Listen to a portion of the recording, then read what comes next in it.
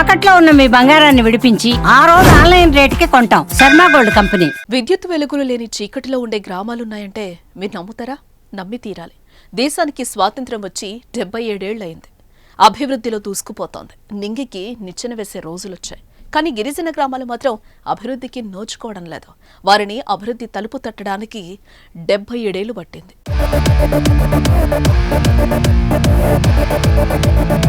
ఆ గిరిజన మహిళలు ఆనందంగా ధింసా నృత్యం చేయడానికి కారణమేంటో తెలుసా? వారి ఊరిలో లైటు వెలగటం.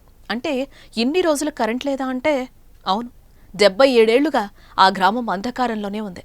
అక్కడి ప్రజలు చీకట్లోనే కాలం గడిపారు. ఇన్నేళ్లకు కరెంట్ రాని ఆ ఊరికి ఆదివారం నాడు తొలిసారిగా లైట్లు వెలిగాయి. ఇప్పటికే కరెంటు పోల్స్ వేసి వైర్లు లాగిన విద్యుత్ అధికారులు తాజాగా విద్యుత్ సరఫరా చేశారు. దీంతో ఆ గ్రామ ప్రజల ఆనందానికి అవధులు లేకుండా పోయాయి.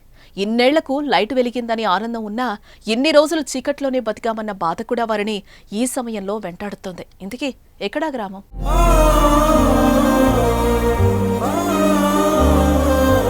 ఈ గ్రామం ఎక్కడో కాదు, మన ఆంధ్రప్రదేశ్లోని అనకాపల్లి జిల్లాలోనే ఉంది.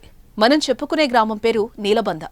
రోలుగుంట మండలం ఆర్ల పంచాయతీలో ఉంది. ఆ గ్రామంలో ఉన్నవి 3 కుటుంబాలు. మొత్తం 26 మంది ప్రజలు నివసిస్తున్నారు. ఇప్పుడు అక్కడ లైట్ వెలగటం ఆనందకరమైన విషయమే, కానీ చాలా బాధాకరం కూడా.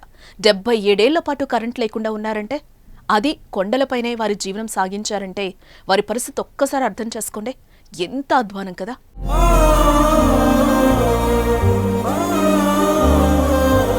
ఇలాంటి గ్రామాలు ఎన్నో ఉన్నాయి.